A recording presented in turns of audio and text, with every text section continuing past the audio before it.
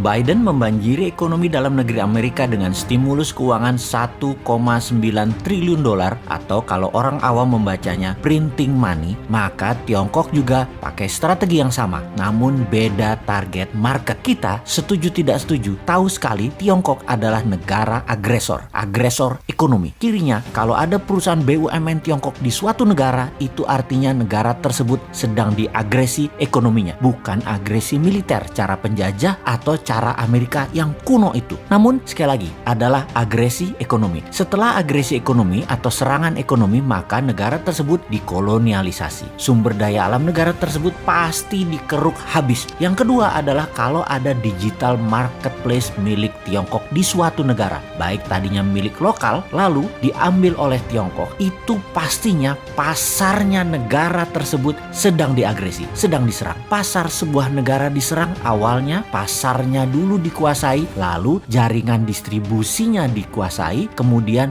jaringan produk Tiongkok masuk. Kemudian ketika sistem pembayaran non-tunai asing masuk atau pembayaran non-tunai milik lokal kemudian dicaplok Tiongkok langsung atau tidak langsung, ini artinya sistem keuangan negara tersebut sedang diagresi. Semua ini terbungkus rapih dengan propaganda manisnya nanti ekonomi suatu negara tersebut jika bergabung dengan Tiongkok nantinya akan indah. Itu janjinya mereka, itu persepsi yang diberikan oleh mereka. Tapi nanti negara tadi suatu hari mereka jadi tua. Nanti negara yang diagresi tadi jadi kurus. Negara yang dikoloni jadi jelek, tak terawat karena nggak ada biaya maintenance, nggak ada biaya krim malam, nggak ada biaya sunblock, nggak ada biaya PRP, nggak dikrimbat rambutnya, nggak dipilates bodinya, nggak dikasih makan sehat tubuhnya. Begitu tua, jelek, penyakitan, pindahlah Tiongkok tadi cari bini baru. Sama, nggak bakal dirawat juga mereka. Ya dipakai terus aja sampai kering. Sedulur, perlukah kita urai apa sih yang negara tersebut atau negara selir-selir Tiongkok itu dikerjainnya? Juga ada pertanyaan, kok banyak sih negara mau jadi selirnya dan harus melayani kaisar Tiongkok tersebut? Strategi ekonominya ya sama seperti informasi di awal, dengan printing money. Itulah mengapa kita katakan berkali-kali, siapa negara yang pakai MMT? Ya hanya Tiongkok dan Amerika. Negara lain pakai teori ekonominya Adam Smith, pakai John Maynard Keynes, pakai ilmu-ilmu itu dah. Lalu bagaimana cara agar setelah SDA sebuah negara sudah di tangan, agresi berikutnya adalah pasar digital atau marketplace, dan setelah itu apa lagi? Yang dilakukan adalah mencekik ekonomi kelas bawah dengan mendapatkan dolar dari negara yang diagresi agar kering mata uang internasionalnya, agar kering mata uang multi currency negara yang diagresi tersebut. Tiongkok memberikan insentif di dalam negerinya. Insentif setiap dapat dolar dibayar renminbi 3 kali lipat. Misalnya baju batik dicetak di Tiongkok, dijual di marketplace. Batik Indonesia, buatan Indonesia, harga pasarannya adalah Rp150.000 untuk atasan. HPP Garment di Solo katakan Rp80.000. HPP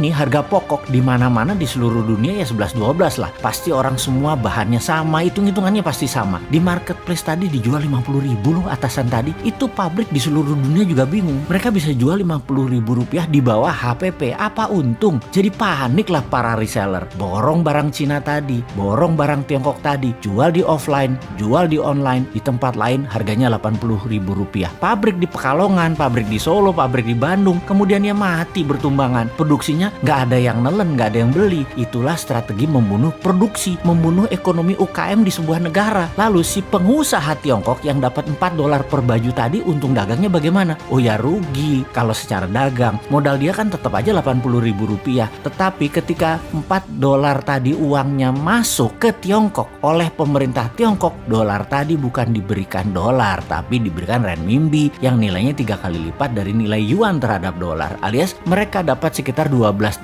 atau Rp150.000. Jadi modal tetap Rp80.000, jual dapat Rp150.000 karena dolarnya dikali 3 kan terhadap renminbi. Ya untung juga pedagangnya. Di sini dolar masuk Tiongkok dan renminbi dicetak aja, kasih ke rakyatnya sendiri. Toh untuk sektor produksi, Tiongkok print money renminbi 3 kali lipat transaksi dolar masuk ke Tiongkok. Itu kuncinya. Disinilah pedagang untung. Underlying printing renminbinya ada dua. Satu, dolar yang nilainya seperti ketiga, sisanya manufaktur Tiongkok, sektor produktif, nggak bakal inflasi. Itulah teori MMT. Dengan satu strategi printing money, Tiongkok dapat dolar, Tiongkok dapat meningkatkan produksi, Tiongkok mematikan UKM negara koloninya, dan bisnis Tiongkok terus menyedot wilayah-wilayah lainnya lagi. Simpel kan bernegaranya mereka? Kok beginian aja nggak bisa ditiru sih? Tempe bener. Nyampe nggak sih ilmu beginian ke pejabat ekonomi dan keuangan negara? Oke lah, sing sabar ya kaum new mind, kita nonton aja old mind mainin negara. Walau nggak enak nontonnya, agak wagu,